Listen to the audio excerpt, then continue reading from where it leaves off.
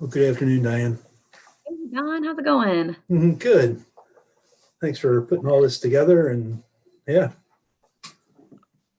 Absolutely. I'm going to share my screen here and make sure you can see it. I've got the presentation, so. Yep. Looks like you got a recording already too, so. Yes, we do. Excellent.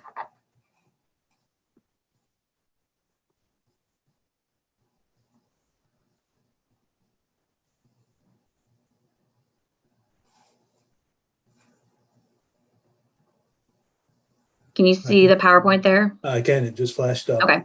Yeah, I'm not in presentation mode yet. Just want to make sure you can see it. So. No, and I ended up putting Paula through. I checked my slides, thankfully, and noticed the fonts were a little off because of the marketing group likes to use sure. Always a happens. specific font. So Paula was very nice and updated the with the new slide deck I had sent with the fixed fonts. So. Perfect.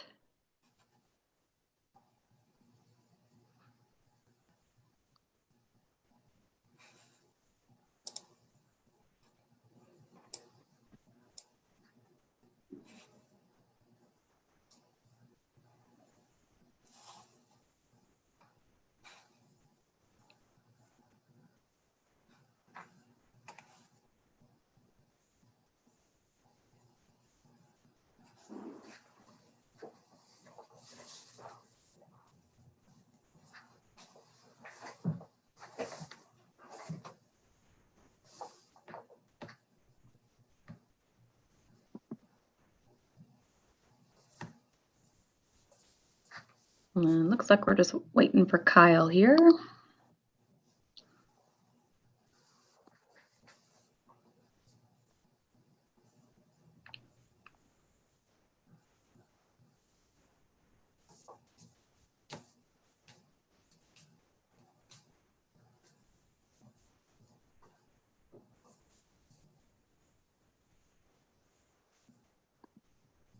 I was telling our marketing group we need to get more of those lab type photos they had. I was like, all I have is more of the nutritionist stuff because that's where we've spent the time developing a lot of this. Oh, sure, yeah.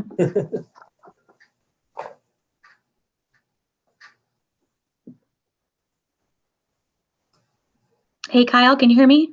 Yes, I can. Good afternoon. Perfect. Great. This is Diane. So I'll be moderating today. So I've got the presentation that I'll put into presentation mode here shortly. But we'll give folks some time to hop on. But it sounds like both of you guys we can hear loud and clear. So we're good to go. Excellent.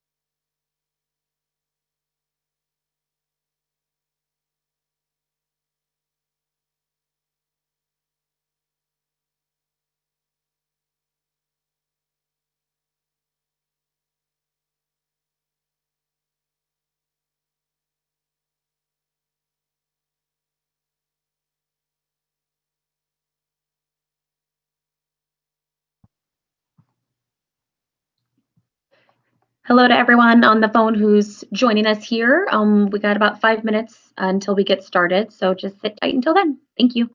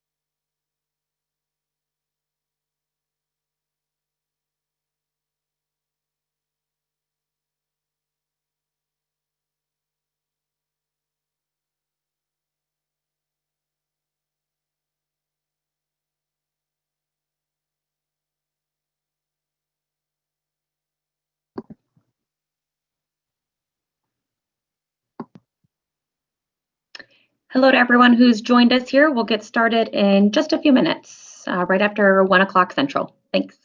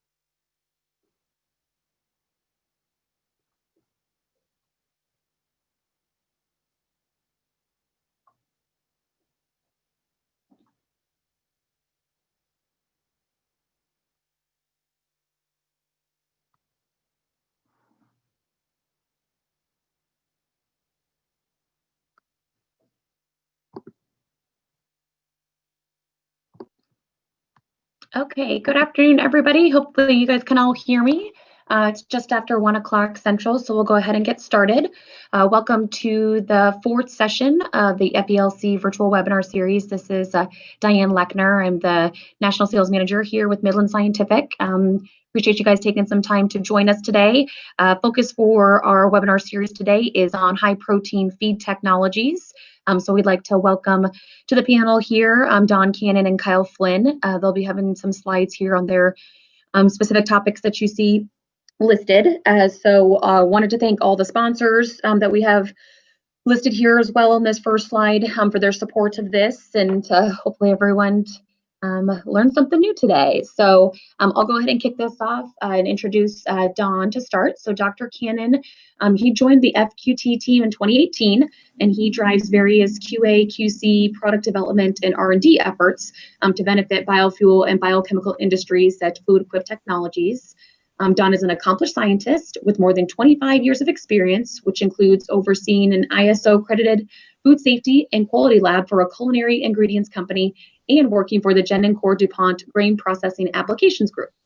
During this time, Dr. Cannon developed an integrative analytical methods approach to gain deeper insights into biofuel fermentation residuals.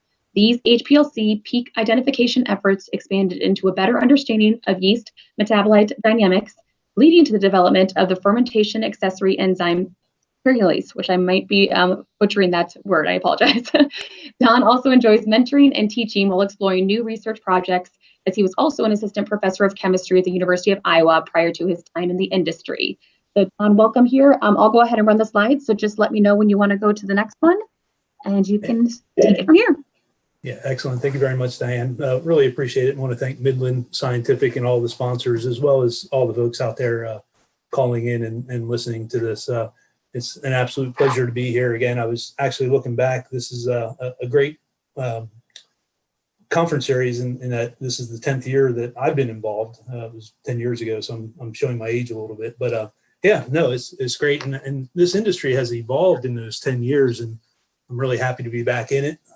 Left for a while to go to that culinary company and learned a lot about human food and other testing, but happy to be back in this biorefinery space. If we go to the next slide, it really shows what Fluid Quip is trying to do in this space, and that's really realize this biorefinery dream. And so what we're talking about today, obviously, is protein here in the middle of this. But what you see up in this is that we are expanding the footprint of this, but we're doing it in a very economical and judicious way. And that is going to increase that data analytics. And so that's really what I'm here to talk about. And so we can talk about some of the other stuff, but it's really that wet mill mentality that Fluid Quip brings to this industry. And so obviously we're looking at sugar and biochem, and that's really where my time in the food space came up in terms of finding out that things like citric acid are commonly thought to be coming from citrus when they're really coming from corn.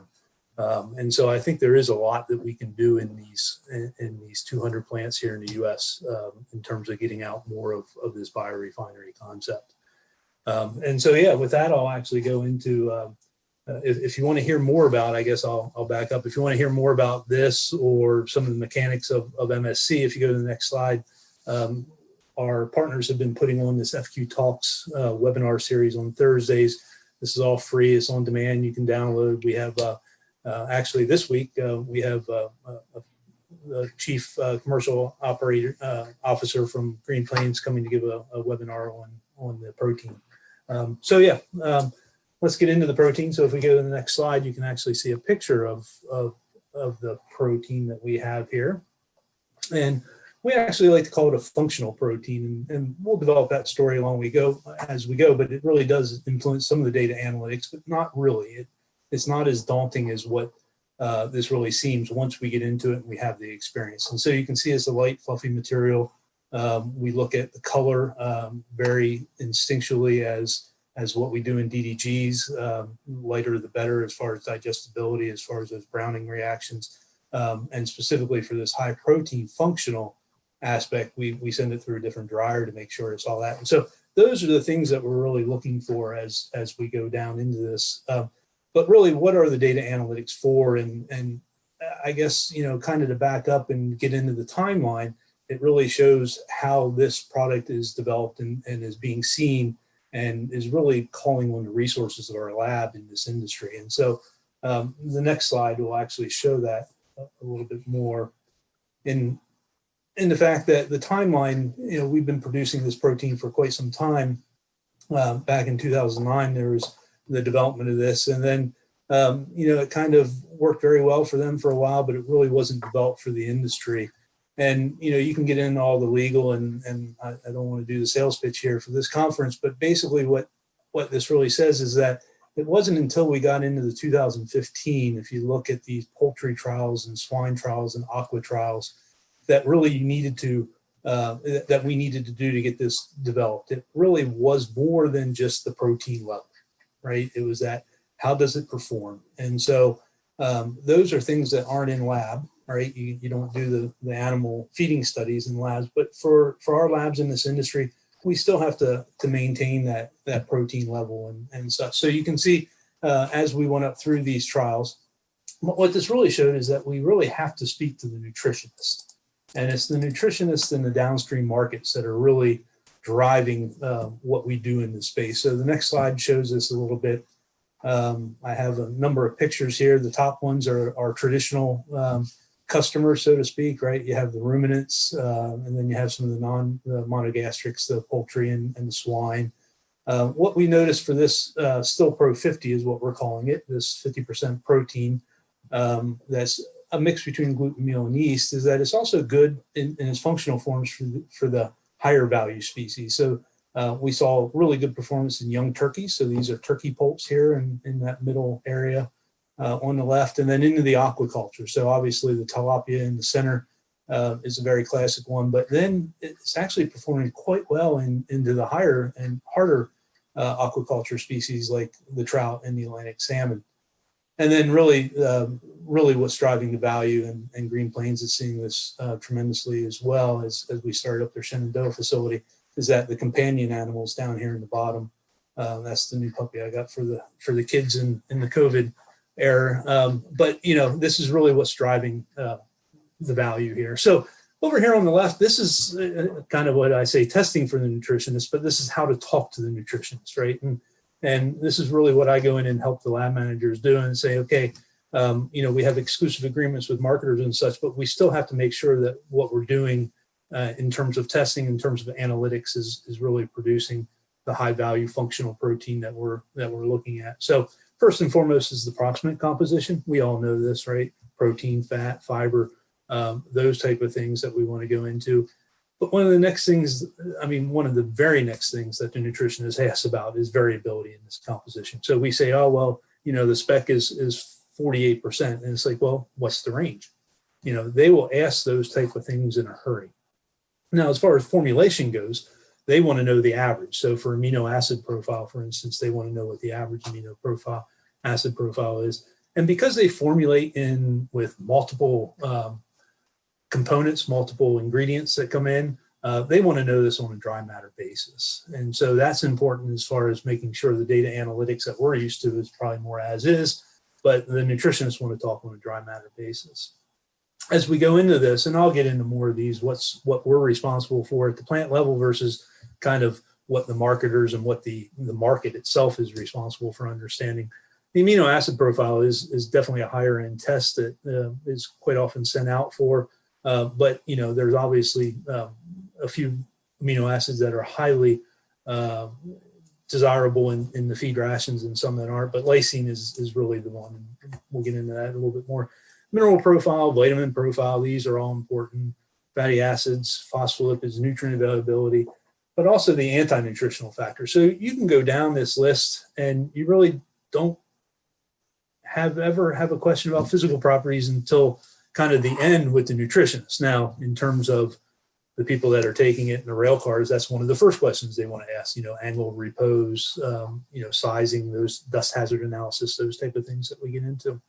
But in terms of data analytics, right, this is what we really have to focus in on. And it really does need to be with the nutritionist first and foremost. That's who's going to be driving it into these end markets that I have shown here. So the next slide is a slide that I've taken from our nutritionist. So we have two nutritionists on staff. and a lot of collaborations that we do. And so I've kind of selectively stolen some of these slides, and I don't want to necessarily go over the value side of it. I just left it on because it is their slide. But what I wanted to show the lab folks here is that these are the questions that we get asked first and foremost. The first question is protein content, right? And that is a great thing to ask. But then, like I said, they will follow it up quickly by percent lysine content. That's an amino acid. Typically, you can do that a number of different ways in the lab or third-party labs. But then you have the percent digestible. As a chemist, we can look at how much lysine has been Maillard reacting with sugars. For instance, if you send this protein product through a drum dryer, for instance, there's going to be a lot of unavailable lysine. And so we do have an available lysine that we can do. But this percent digestible column here is really the feeding trials. And so in terms of lab, when it comes to data analytics, the plant is responsible for this first column. What is the protein content? And so on the next slide, we kind of go over the process a little bit more and more of what the lab has to handle. And so just kind of from a high level, what is MSC? Well, MSC is the whole stillage, what we call maximized stillage co-products. Sorry, I should explain the acronym, maximized stillage co-products. And what we're really doing is just mechanically separating the whole stillage, right? And so we're not adding water to the system any more than it's on the back end. So even though you see washing here, it's not really added water, it's processed water that we're using and wrapping around. I'll get into more of the detail in a second, but you can see fiber washing, protein filtration, protein washing, and protein drying are the real important things. So in terms of what analytics are we responsible for as we come in, well, I'd like to think of these in two different buckets, right? Two sides of the coin. You have process analytics and you have product analytics. And then under each one of these, I also put in routine versus non-routine. So I have some color coding here that I'll explain. Moisture, spin solids, and protein. So if we want to know how is this system running, how do we optimize the system? How do we say, hey, everything is in spec, the stuff that's going to come out of the dryer is of the right protein? Moisture and spin solids are really valuable. We can look at that, and those are done by our operators that are at the control boards looking at things. And so when I say spin solids, it's how much of the insoluble pellet size, but also then taking an aliquot of the supernatant in there and putting that on a moisture analyzer and seeing how much dissolved solids, what we call total suspended solids, in there. So those are the type of things that we work through in terms of how do we make this really work and go forward.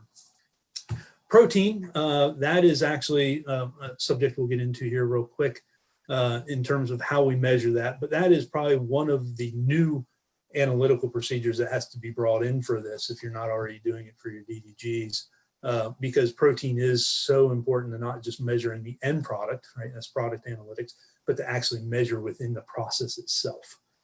So we want to know, are we losing protein out this fiber washing? Are we losing it out to filtration and so forth? So those are the things that have to be really part of the lab package. Sieve sizing, right? That's really down here at the protein drying. That helps us optimize this flash dryer, the ring dryer that is the gentle dryer of the protein. And then from there, in the two greens, when we start it up or even before, when we're actually designing it, we'll grab a sample of whole stillage and look at the particle size density and really be able to tune in for that. And we'll go over that in a second here. So those are a lot of kind of how you make things run. But the lab is also responsible for that final product release, right? And that's that ISO mentality that I've come from in the food world is, what do you have to measure in all of this? And so the product analytics that we look at are classic in terms of the DDG approximates and so forth. So this is probably no different. It's maybe a little different on if you're actually going to do your protein in-house versus sending it out for third party, but moisture, protein, fat, fiber, ash, and mycotoxins are the typical ones. Now, we have a number of plants that have this technology, and they all do things a little differently, obviously. And so some really do look at sieve sizing and Hunter L color, but these aren't necessarily driven by the plant. It's usually driven by their customer, right? So as we get into that pet food, that companion animal market, they are very concerned about controlling the sizing, and they want a very consistent product into their extruders and so forth. Hunter L color is just an indication of the digestibility and the treatment, and so those are good things as well. And then you get into the NDF and ADF, and once again, now you're speaking again to the nutritionist. Do these need to be done at every single batch or every single C of A, right? And we'll get into that a little bit as well.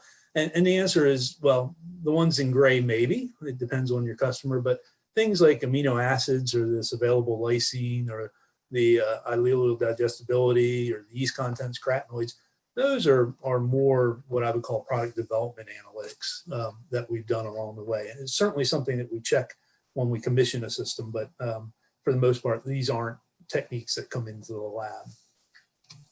All right, so if we go to the next slide, that gets into a little bit more of the, back to the particle size analyzer. Whoops, I think we, okay, so just as we go in here, I'll show you a little bit of the process analytics as we get into here. And so this shows basically the added equipment for this. And once again, the majority of what we're doing for data analytics are spins, right? How many solids do you have in a 50 mil centrifuge tube, and the moistures. And so these are classic operator data sheets that get put into the plant's data handling system that they have. And so, you know, the paddle screens, pressure screens, these are all mechanical separators. These FQ3000s are a decanter. You know, these are all moistures that we're looking at and spins, and also protein as we go. It's really, as we combine these two fiber washes that we do into the DDGs, these are sent through the drum dryers. These are handled and you know, done classically as any DDGs is done. It's the oil and so forth. And so once again, there's not a whole lot of extra equipment that is calling out for any more than just maybe protein as we go. You can see down here, as far as flow goes, I mentioned about water. You know, the clarifiers are basically splitting up what we call thin stillage, which is going to the right of the clarifier here in the third line, third arrow down here. And then also this protein decanter is really where your back set. And so this really cleans up the back set going in. And so that creates less unfermentables going around the front plant. It creates less lactic acid and acetic acid. It's a thin stillage clarification system. And that really does help fermentation run well. And so surprisingly, we've heard that our protein system actually helps the data analytics for the fermentation as well, because you get more consistency here. But really, like I said, it really does depend on this whole stillage, and everybody does things a little differently as we go in. And so that's where the particle size analyzer comes in. And so that's the next slide. I think in terms of, these are just two different plants, and you can see they have two different grind technologies, and this is going to determine how we go. I think I was going to say a little bit more, but in time, let's just go to the next slide and really talk about the protein analyzers, because that is at the core of what we're trying to do here. So these crude protein analyzers that we have a choice of are Keldol, which is the classic titration that everybody doesn't, you know, really like. The old DE titration that hasn't really stuck in this industry either. And then you go into the Dumas combustion analyzers. A lot of our folks call them the LECOs because that's one of the manufacturers. Velp Scientifica and Elementar also make analyzers. And then you have the NIR. So they all have pros and cons, right? And so the Keldol is this acid digestion. It really only does organic nitrogen and ammonia, but the recovery variations are all over the place. And so while that was the gold standard for a while, it really has been replaced by this Dumas combustion analyzer. It does do a complete combustion of these nitrogen species in that it reduces and oxidizes, converts everything to N2, and then your thermal conductivity detector can get to it. It is a total nitrogen method, but it really does work on small sample sizes. So imagine that you're producing, you know, hundreds, thousands of tons of this product a year, and you're putting in 0.25 grams of material into this. And so you really have to be very particular. But as you've seen in that product, it's a very homogeneous sample. And so you don't have to worry about as much as if you would DDGs. And then it requires protein conversion based on the amino acid profile. So it's not a protein analyzer. It's really a nitrogen analyzer. and that nitrogen might not be from proteins. And then you have the near IR, which is a secondary technique that uses vibrational combination bands, and it's really trained up by a primary method, either the Dumas or the Keldol. And so all these issues then get wrapped up in here. It is rapid, but it is sensitive to some other parameter changes. So if you go to the next slide, you can talk about all these little details here or there, but the next slide really does start talking about the other analytical considerations, and I've touched on some of those. But first and foremost, being that we have a process need to look at protein, you need to be able to do wet and dry determinations, and it needs to be representative. And so 0.25 grams is not a lot. And so we have methods that we know how to collect samples and to homogenize them and to dry them down and to get the reproducibility of where we want. And that's really how you get this precision and accuracy, right? If you're going to be wrong, always be consistently wrong is the old joke. But standards are really helpful in this, that you can calibrate with EDTA, for instance. That is a classic one. But being from the food world, I really like reference materials, right? So it has that similar matrix, has some fiber in the background, has some ash and minerals and other things that we need to look at. And then obviously, if there's proficiency testing programs around, and we've talked about these in the DGTC with mycotoxins, and this is something that we're getting together with the MSC lab folks as well, is I'm looking at how to put together a proficiency testing program. Because one of the most important things is to understand the differences of all these different plants. And so, just the protease that you use might create things the whole way down to amino acids, and how does that really impact that protein methodology? So once again, the Dumas combustion analyzer really gets to total nitrogen. So that's fine in terms of getting free amino acids, but you also get urea, but you also get the inorganic nitrogen sources. And so there's another technology for protein out there using flocculants, and that has a nitrogen-based flocculant, and that can be caught into this. And so those are the little details that you have to go into. And then we're also there to help kind of define the batches and to help do statistical process charting along the way. So that really does go into the, protein is not the only data analytic we have to look at here. There's a lot more. And so the next few slides, so if you go to the next slide, is really dealing with the fiber. And I think I'll just go on to the next slide. This is, really does show some of the non-protein nitrogen there in the middle and other things. But if you go to the next slide, Diane, please. This really does start talk about the proximates, right? And so you can have this crude protein, but then you really want to go look at the crude fiber and ash and so forth. And so once again, the nutritionists, this is what they're interested in. And this is really what we have to build our analytics for. We can look at crude fat off this ether extract as well.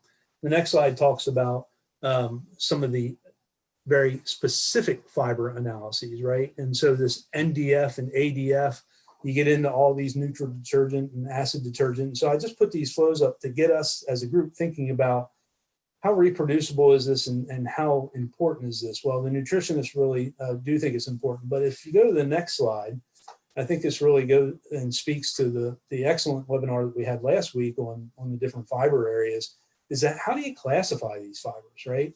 And once again, kind of the overall message that I'm trying to give here is that there is a lot of overlap that you see here. And so neutral detergent fiber is also containing acid detergent fiber. Where is crude fiber in here? Well, they put a dash line because it's kind of all over the place, but yet the nutritionists want crude fiber. So those are the analytics that we really, even though there's some chemistry questions in the background, it's what the nutrition industry has been built on. And so that's what we're really looking for, how to give that to those downstream users. So I know I went through that real fast. Feel free to ask questions as we go. Just want to be mindful. So if we go to the next slide, we can get into that last definition of what's functional, and that's that yeast, right? And so as we start to build in a word called nutraceutical, right? I love that word. The nutritionists used it, but we also used it in the food company that I was in before, is that there is a lot of prebiotic function to this, and whole yeast could be a probiotic, but really what we're giving is really this yeast cell wall material in this product. And so at the end of the day, this yeast content percentage that we're looking at, which is 25%. So we've increased the yeast, and that's based on this proxy measurement using a quantitative manning content. And so that has driven a lot of what you can see is the improved feedability of this material and why turkey poults do so well and so forth. So with that, I think we'll just go to the next slide, and which should be the summary. The summary is we're here to help, right? And so we can put these one-pagers together. We have spec sheets. We have comments on what happens to your DDGs afterwards. Nothing actually. They should become more valuable at some level. No one's taking a hit on ProFat, but the next slide just kind of goes over some of those summary facts that we have here, which is, these high-protein feed products do require more analytical testing, but really it's just another biorefinery product, right? As we added corn oil and we have to do that metric. Now, these are all great bottom line things for our plant. And it's really just how do we continue to get more money out of this kernel of corn that we're putting in. We partner with producers on the SP50 marketability. We have several marketers. And the reason I say that is really the testing program is defined for you as we go on. And the data analytics are very, very set. As the expanding markets kind of go, sometimes there's new things come in, but product consistency and technical understanding are the key. It was those feeding trials that we go to. Process analytics, they're straightforward. Centrifuge and a moisture balance and a protein analyzer. The product analytics are a little more involved. Obviously, you have some FSMA and some other issues that need to be, but really the nutritionists are looking for the protein, fat, and fiber. And obviously data analytics are essential in all areas of the biorefinery. So with that, I want to thank everyone again, Midland Scientific and all the listeners, and appreciate your time.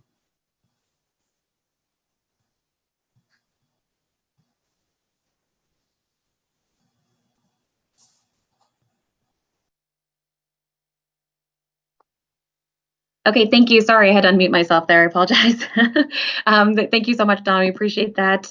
And for those of you that are on the line here, we will have some time at the end for questions. So if you just want to type those into the chat, then we'll make sure that we'll spend the last few minutes on any specific questions that you guys might have. But in the interest of time, we'll keep moving along here. So next up, we have Kyle Flynn joining us, the Director of Business Development at ST Equipment and Technology. Kyle joined them in 2008 as a process engineer, worked as a member of the STET processing group for 10 years in applications development, pilot testing, process design, and commissioning of the innovative STET water-free processing technology across multiple new applications in industrial minerals processing. In 2018, Kyle was made responsible for business development for the Americas region. Kyle holds a BS in chemical engineering from Worcester Polytechnic Institute and an MS in chemical engineering from North Carolina State University. So Kyle, welcome here, and just let me know when you need a slide processed forward. Absolutely, thank you very much, and it's great to be here. I'm going to talk to the group today about a relatively new technology in the ethanol co-product space, which is a high protein technology for generating protein-rich dry distillers grains with solubles. This is a back-end technology that works on electrostatic separation. So it's quite different from the existing wet technologies. And I'll walk you through a little bit about the application and where we are today. So if you can go ahead and advance the slide. Just to give a little bit of background, so ST Equipment and Technology is very new to the ethanol space, but not a new technology in and of itself. So this is a type of technology that we've actually been using for a number of years, about 25 years, in processing minerals, and mostly fly ash, which goes into construction materials as a cement replacement in concrete. But the technology itself is very well established for processing fine dry powders. ST Equipment is actually owned by a relatively medium-sized company, I should say, the Titan Cement Group, which has 1.6 billion euros of turnover and about 5,400 employees worldwide. Their primary business is in the construction material space, so concrete, cement block, and fly ash. And the reason that we're owned by the Titan Cement Group is really because historically, one of our large applications was in processing fly ash. So our headquarters is outside of Boston, Massachusetts, where the company was founded about 25 years ago. And our business unit's focus, ST Equipment Technologies focus, is in the electrostatic separation of fine powders. And so our work covers products in food and feed space, which is of course where the distiller's grain application comes in, as well as minerals and non-food applications, non-feed applications, I should say. You could advance the slide. Thank you. So this is a picture of the STET separator. Again, this is a piece of equipment that we've been supplying for 25 years now in a variety of industries. And it's quite a unique separation concept. So this is an entirely dry separation process. It requires no water or no chemicals to achieve this separation. It's a very high rate, so a single unit can process about 15 to 20 tons per hour for distiller's grain. It's very low consumer of energy, so a single separator requires about 2 to 4 kilowatt hours of material per ton of feed material processed.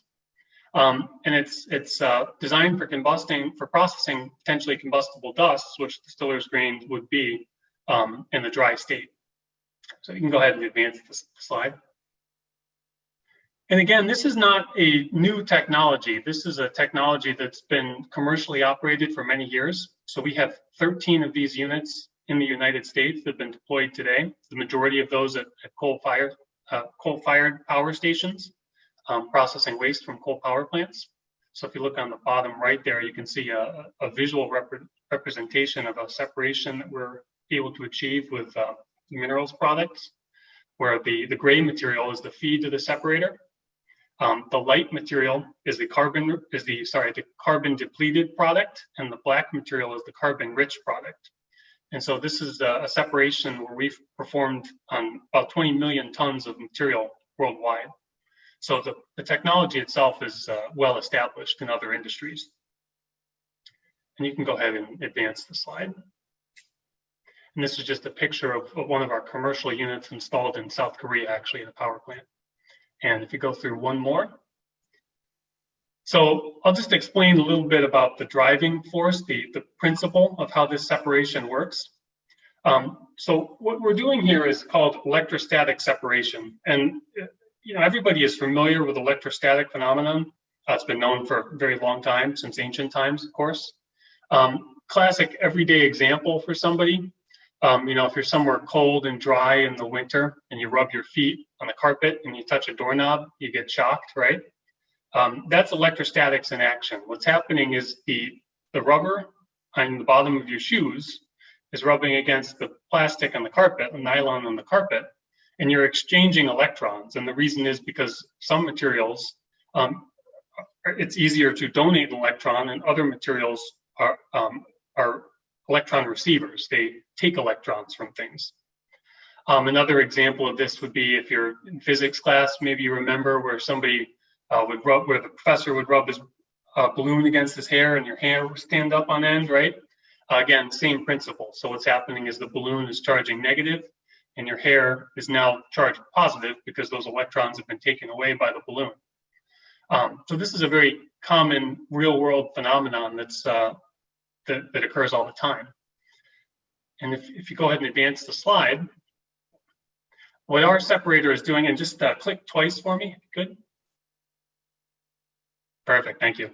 So what's happening inside of our separator is the ground distiller's grain is falling into the separator, and it's contacting each other, contacting the other particles, which are fiber-containing particles in the distiller's grain.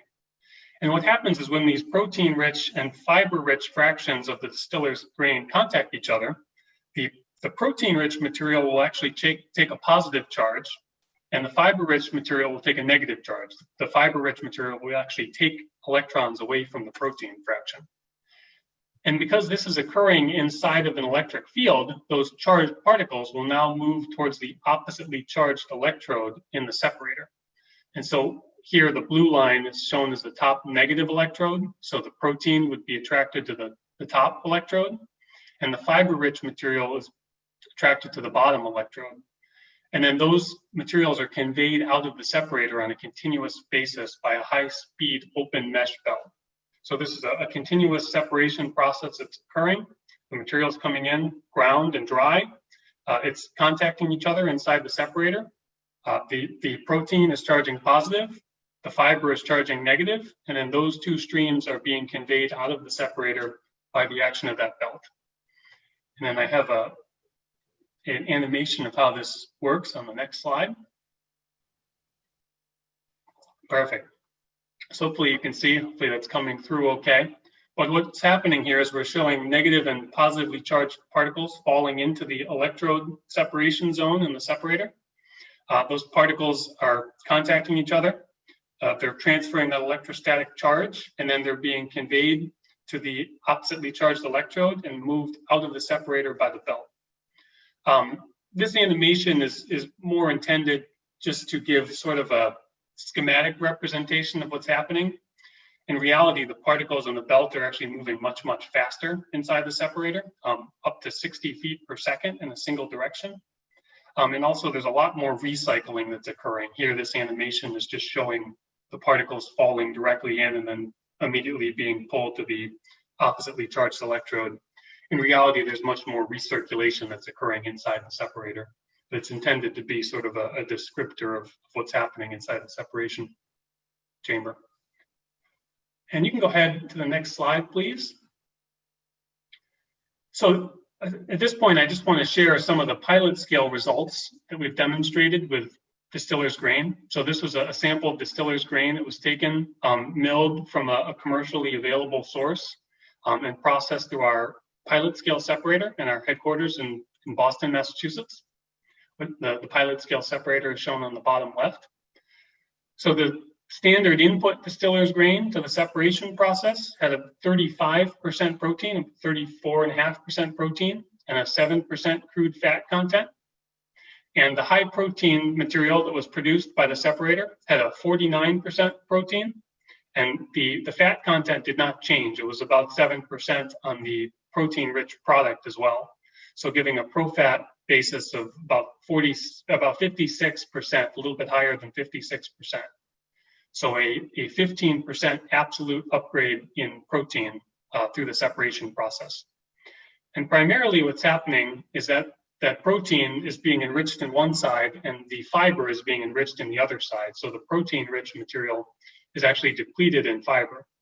And you can see that as the crude fiber content of the incoming material was about 6.9%, and that was reduced to 3.8% in the high protein fraction. And same with the neutral detergent fiber, the NDF, that went from 26.5% down to 14% in the protein-rich material. You can go ahead to the next slide. And so this just shows a nutritional analysis of the high protein and the low protein fraction that was generated. So the high protein material had a plus 48% protein content, about a 57% pro-fat content. And that was achieved by a 47% reduction in NDF and a 45% relative reduction in crude fiber. And you can go ahead to the next slide. As you would expect, the amino acid profile increased along with the increase in protein content. So you can see the total amino acid concentration on the left was 28% in the feed material, the standard distiller's grain. And the high protein material had a 41% amino acid concentration, so 46% relative increase. And the amino acid profile is represented in the chart on the right. So the feed material is the blue-gray bar. The yellow bar is the high protein distiller's grain. And just for reference, we've put soybean meal, dehulled soybean meal as a standard measurement as the green line. So you can see across the board, really in every amino acid, the substantial upgrading from the feed to the product protein content. And go ahead and change the slide for me. Thank you.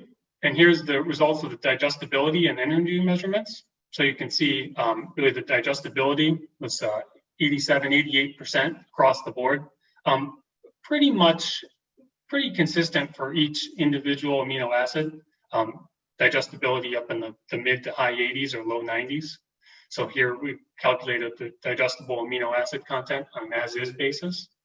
One interesting thing to note with our separation process is that the total metabolized energy is quite high for the high protein material, about 4,600 kilocalories per kilogram on a dry matter basis.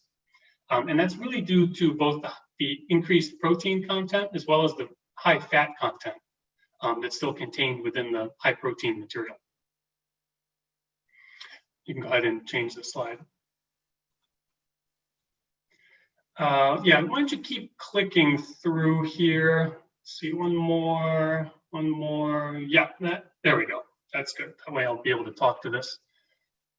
So just to describe, what's interesting about this process is that it's not located in the middle of the ethanol production facility. It's a back-end process. It doesn't require any modification to the actual liquid ethanol generation process as it is today. So this separation process is working on the existing distiller's grain, so it's produced and dried at the plant. That material is milled, and that milling is important to separate the fiber from the protein, so that those fiber and protein amounts are actually contained in different particles, so that they can then be separated from each other.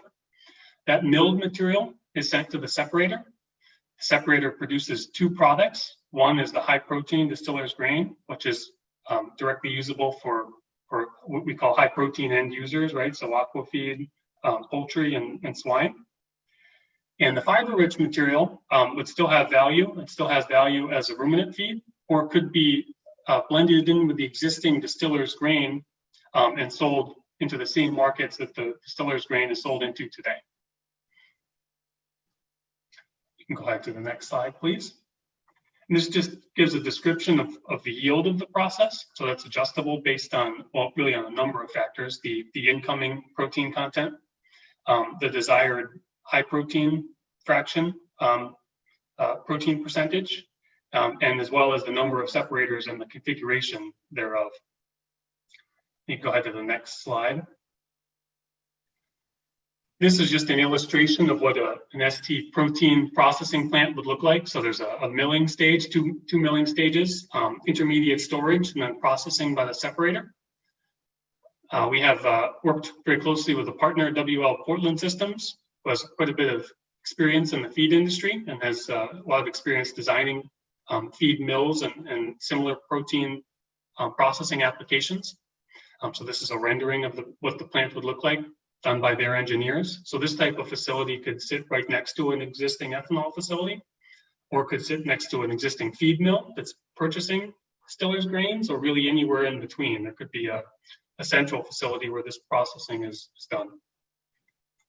And you can go ahead to the next slide. So just to give some benefits of this type of process. So, obviously the benefit for really any investment in the protein ethanol space is to improve margins, of course. And so this does that by increasing the revenue of the co-products, the distiller's grain. However, it doesn't require any modification to the existing ethanol process. So therefore, there's no downtime to the existing ethanol process. And it operates independently. So it doesn't require, it wouldn't require stopping the ethanol process if, for example, the system required maintenance, right? So they operate independently, and it reduces the complexity of these operations. It also allows for a phased installation, so you don't have to convert the entire processing plant over to high protein distiller's grain right from day one. So you could process, a quarter or a half of the output distiller's grain from a large plant with a single separator, and then could add another separator at a later time. And you can go ahead to the next slide. So this just shows some of the testing capability that we have in our pilot facility in Needham, Massachusetts, outside of Boston. So we have both bench scale and pilot scale separation capability. So we can actually take an ethanol customer's distiller's grains and run them through our separator and send back samples of what the separated products would look like, so that customers can analyze them for themselves. And if you go on to the next slide, this is just another picture of some of our testing capabilities. So we have equipment on site to perform milling. We have particle size analysis, and we have a Dumas protein analysis tool, a nitrogen analyzer. So it's analyzing nitrogen by combusting the sample measuring nitrogen and then converting that back to protein content. And if you go to the next slide, just the summary of what I've discussed today. So this is a relatively new technology to the ethanol industry, although not a new technology to industry. But it offers an entirely different route to generating high protein distiller's grain versus wet processes. It can generate a distiller's grain with a plus 48% protein content and a 57% pro-fat content, so both protein and the fat content, because the process is non-selective on fat. The fat still remains in the distiller's grain high protein product. And the STET process is completely independent of the ethanol process, so it doesn't require any modification to the ethanol process as it is today. And so it's a pretty exciting technology. We're very interested to continue our work in the ethanol space. We think this is a lot of applications for distiller's grain industry in the U.S. And please feel free to reach out with any questions or if you want to learn more. Thank you very much for your time.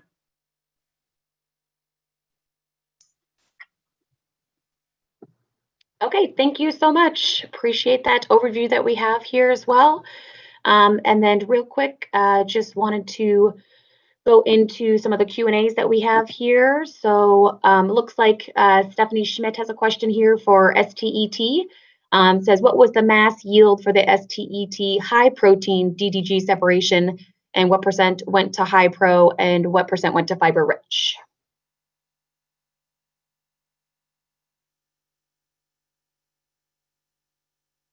Kyle, you're still muted, but I think that was directed towards you. Sorry about that. I was talking, but I was on mute. Yeah, so it's a good question. So the high protein yield is about 20 to 35%. That depends on a number of different factors. So one is the targeted protein content of the high protein material. The other is the starting protein content for the plant today. So there's a big difference in taking, for example, a 27 or 28% protein up to a 48% or a 50 versus starting from a 35. You know, the same is true with really any separation process. The more protein, the closer that your feed and your desired product are together, the higher your yield will be. And then there's a number of configurations that we can use to increase that yield if that's a critical parameter for the plant. So that 20 to 35% number is a range. So this may have answered that, but there was an ancillary question that asked, does your electrostatic separation require a maximum moisture content?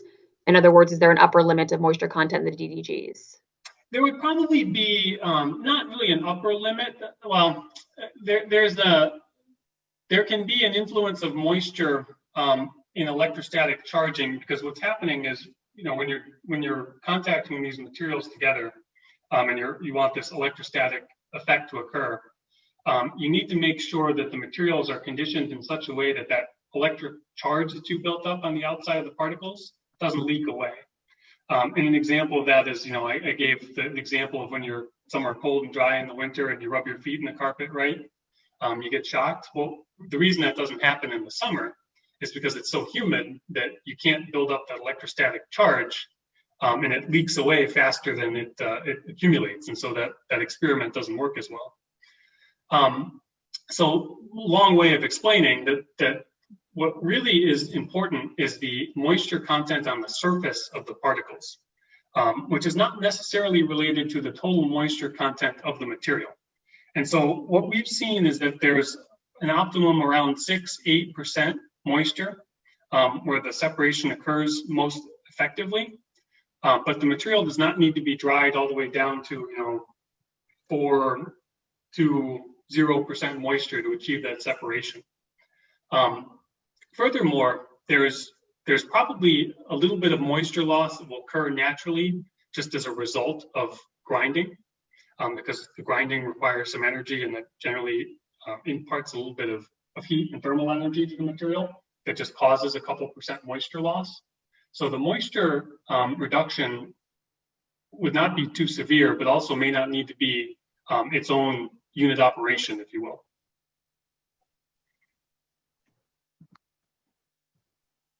Great, thank you for that.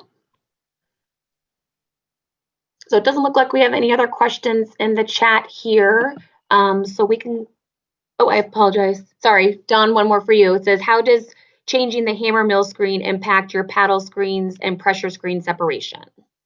Yeah, great question. And that's exactly what we were looking at in the particle size. And so it does impact. And so we know the beauty of, if you go back to, well, we don't have to go back to, if you look at the multiple different separators that we have, so the pressure screens that you've already talked about, and the paddle screens, so the MZSA was really developed to be able to interchange the different screen sizes. And so, yeah, we actually just look at that pattern and go in with our best estimate on different screen sizes. So we change the screen size depending on the hammer mill screen impact and whether you have an inline wet mill grinding system up front or not. Perfect. And then a follow-up question here for Don. Does the proteases affect protein yield on the back end? We've been looking at that. That's another great question. We've been looking at that in a little more detail. And this kind of goes back into, so the simple answer is no. We haven't seen affecting of the yield or recovery, or purity, right, that we see.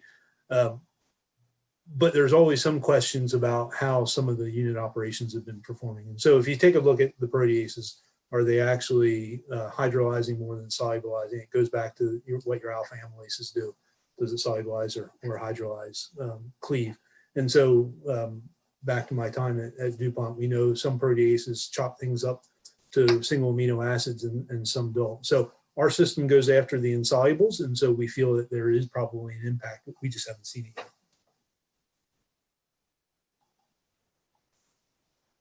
Great, thank you.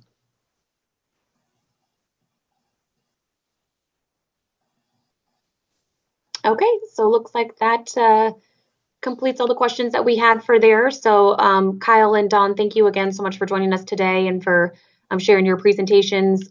For all the folks on the phone, we are recording this and we'll post it to the website as well as send some follow-ups to everybody. Huge thank you again to all the sponsors and appreciate everyone's time. This wraps up the webinar series that we have for FELC this year virtually, and sincerely hope that we'll see everyone in person next year. So have a wonderful day. Thank you. Thank you.